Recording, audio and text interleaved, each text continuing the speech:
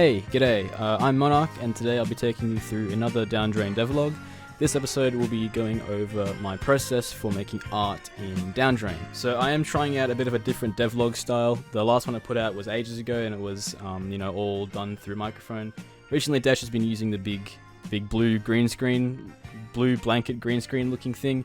And so I figured I'll try doing something a bit more creative as well, except I don't have that. I have my white wall, bad lighting, and this microphone, which I'm holding to kind of feel less awkward.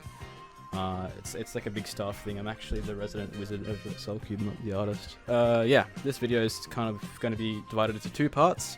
First part will be looking over the process that I used for making hand-drawn art in Photoshop for games. So I'll be going over the map that I did for the reveal that hopefully you guys saw. If you haven't, be sure to check out the reveal and other devlogs that we've done. So links will be in the description or at the top of the screen, maybe, I don't know. So the second part will be going over revising the current art style, and as well as also looking at ways to improve player communication. So this is kind of prompted through feedback from the initial reveal of it, and so I had to kind of like reevaluate a lot of the things that had to be done for the game. This is really awkward to hold. So yeah, without further ado, because I have a dude quite a lot, let's get into it. So when Dash first approached me with his little demo that he had on his laptop for Downdrain, it was kind of cobbled together with like a mix of random colored squares and some old assets from one of our previous games, Garden of Error. Immediately when I kind of saw this game and he explained some things about gameplay to me, I thought of Badlands and Rainworld. So both those games kind of share like this post-apocalyptic, industrial, real like grungy aesthetic with this kind of narrative theme of nature resurging through what was once ruled by humanity, which is alluded to have disappeared somehow. So I did a lot of research and I dug around a lot for like style and references to use. I used Pinterest and ArtStation a lot. So I just was like scrolling through those pages, heaps. I don't think my mouse had ever seen so much scrolling action up until that point. Eventually I had so many references that I had to start kind of like categorizing them into like different areas. So we ended up using a board on Miro, which is basically this like really awesome free collaborative tool that can be accessed through browser or through like your phone app or whatever. And it's essentially just like a real-time whiteboard where you can draw and like chuck on sticky notes and import pictures and do whatever. There's so much stuff you can do in that program. It's fantastic.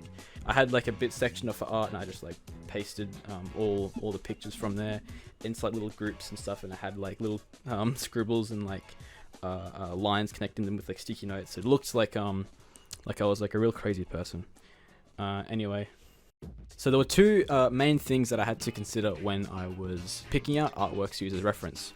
One was the overall quality. So, did it look good? If I had a whole game that was around that art style, would it make people go, this is nice, or would it go, and also, does the aesthetic kind of reflect that whole post-apocalyptic industrial nature theme that we were going for initially? And so the second one was feasibility. So can you actually make a game with this art style? Or can you get your head around the art style enough for you to make consistent artworks? Because a principle that's been going around the art community, or it's been in the art community for probably since it really began, is that there is no such thing as bad art, there's only inconsistent art. And so, you can have a game that uses, like Dash's MS Paint style stuff. Debatably, you could say that it's not like the best stuff. It's pretty good, but it's not like the best. However, if you had that consistent through the entire game versus some art that's like really good in places or like really bad in places, it won't be like consistent, and it will feel kind of crap to play, or like feel bad to look at. And so yeah, that was like a thing that I had to consider a lot, is that if I have a style, can I easily adapt it to fit any scenario that I want, so then it looks really consistent, really clean. Luckily, the style that I was kind of going for, I was able to find a lot of artworks in different scenarios for it. Well, I wasn't really copying a style, I was kind of making a composite one, articulated through like notes and stuff. and like instructions on like, yeah, do this, don't do that. And so once I had that all kind of planned out, I figured I'd start getting into some sketching, start making like a map for the background. Oh, actually, no. One thing I had to consider before this was something very, very fundamental when it comes to art of any kind, really. And so that was the canvas size, resolution, ratio, whatever. Anything to do with like the canvas itself. And, you know, you might think, yeah, that's like a pretty easy fundamental thing. But when it comes to making a mobile platformer, no, it was a pain. It was an absolute nightmare to do. Because doing, like, you know, games for say, PC, right, or just like anything else other than mobile, you know, you can agree that like 16:9 is like, you know, a common ratio. Yeah, it all kind of fits into like that TV. It's like that kind of TV ratio, right? It's quite common. So maybe like working on, say, a side scroller platform wouldn't be so bad, because you'll have the background bigger than the screen size. And, you know, if you want to discover more of the background, you kind of just move over here and you can see more of it, or you can come back over this way and see more of it. Since this is like fixed to the screen, and since there is no fixed screen size, because since this is for mobile, you know, how many different types of screen sizes are there for mobile devices? How many different phones are there? How many different aspect ratios and resolutions are there for these phones? You can't really satisfy everything with that, so we had to kind of compromise here, and I did like a lot of thinking about how I'm going to tackle this, and this is probably like the boringest, most grueling part, but I think it's quite fundamental, so I will go into it a bit. So basically, we had to kind of consider like the most extreme aspect ratio and the least extreme aspect ratio. So I think there's been like a trend with like phones where they've been kind of getting like taller, like skinnier.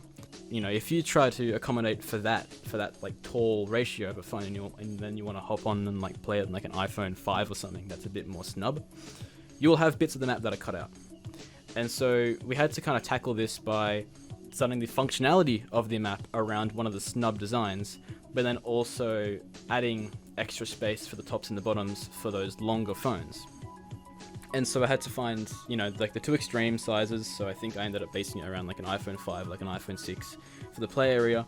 And then for the extra height, I just went for like some super extreme resolution. And so that way, smaller phones will have the top and bottom chopped off, and the larger phones will include them. But the tops and bottoms won't actually be part of the map in terms of functionality. It'll just be extra art parts, just to kind of fill it in, so you don't have to like letterbox it or anything.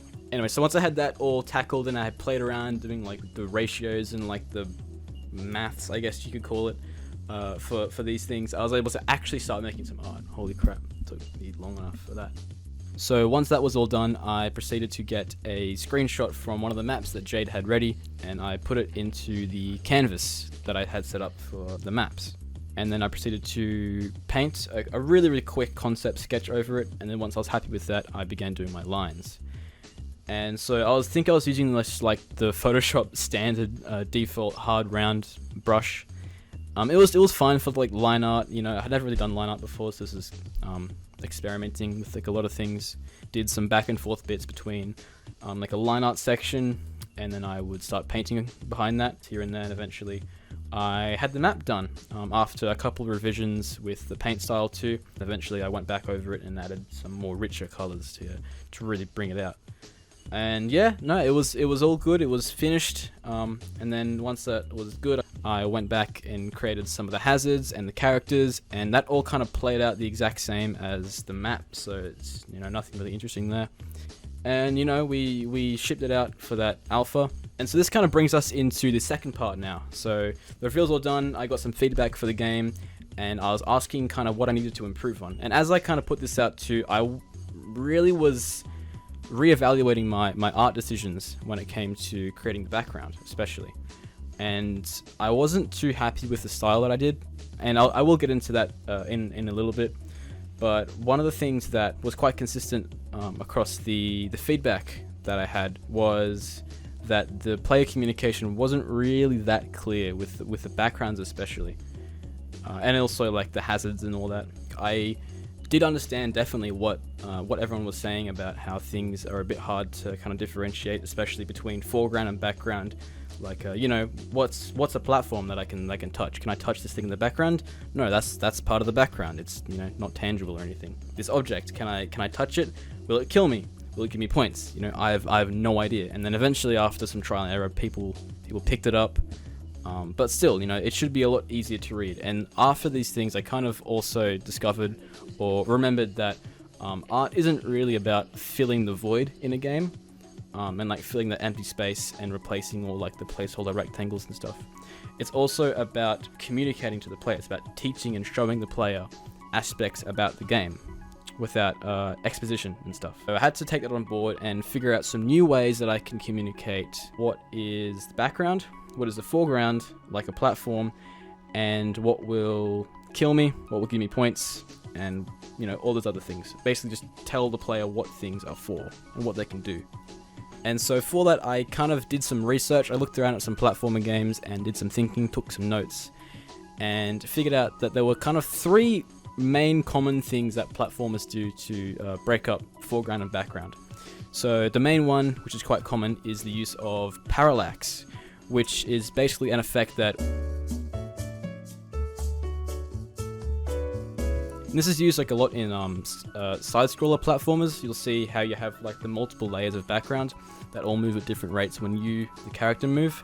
Only one thing is that this is a platformer, yeah, but it's not a side-scroller.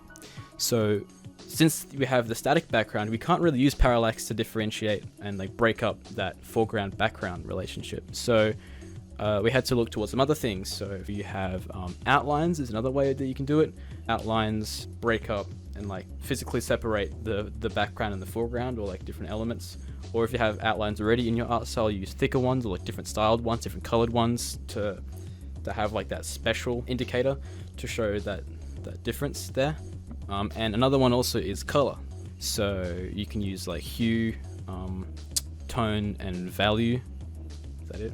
Is that right? I think so. So you can use like a combination of those 3, or you can use certain ones from that selection. And you kind of like reserve those for being able to break up and define certain parts of the map. People will actually pick up on this pretty quick if you use it consistently. It kind of becomes like a rule through your game. And, you know, they'll eventually catch on and go, oh, you know, if it's darker, it's further away, or if it's lighter, it's further away, if it's, you know, more washed out, it's further away or closer, you know. And you can kind of build those rules into your game if you use them enough. So some notable games that use this a lot, I've noticed, is Terraria uses, I think, actually all 3 of these. I think like Hollow Knight would use these ones as well. And basically like any... So once I had those kind of all down packed, I went in and started to reevaluate my art style. And so I first ended up going back to the first map, and I was kind of looking at it and going, why don't I like this? Going back to the whole idea of how art doesn't just fill that empty void, it also teaches the player, right? As well as teaching mechanics, it also teaches stuff about the game. Like, it conveys aspects of narrative and like world building, right? You can build a lot of things with art. And I guess it comes back to that whole show don't tell principle as well, which is another thing. But you know, I felt that that really like smooth and like precise, very meticulous art style that I had in the first one, as well as taking ages to do because I had to make everything so perfect looking, with like that smooth kind of like hard line edges and all that.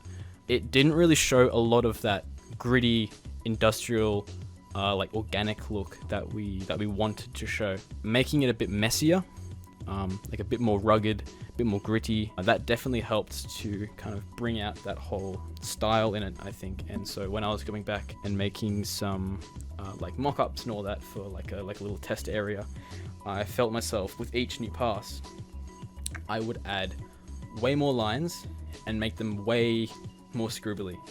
And you know, I was definitely playing around with like a balance there, and eventually I found like a nice sweet spot. And so between those passes as well, I also did a lot of coloring too.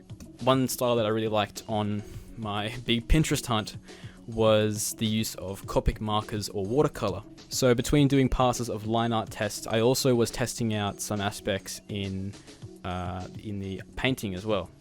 And so with that all done, I ended up going and starting work on another map. So I tore the map layout from one that Desh was happy with, and I chucked it into Critter with the same document size as my previous map, and I began sketching away at this one. I'm pretty happy with it so far. The line art's looking pretty nice. I've definitely changed a lot of things. You can tell that I've changed a lot of things since the last one. And yeah, I'll have to go into some coloring very soon as well, but obviously that's still up in the air. Now, if you haven't checked out any of our other videos or any of our other development projects, please be sure to check it out on our channel. We have plenty of content up there. We have tutorials, more devlogs on our other projects in the past. We also have VODs from Twitch as well, so be sure to check them out. We do development on there as well. And so yeah, I think that's everything. Adios. Thanks for watching.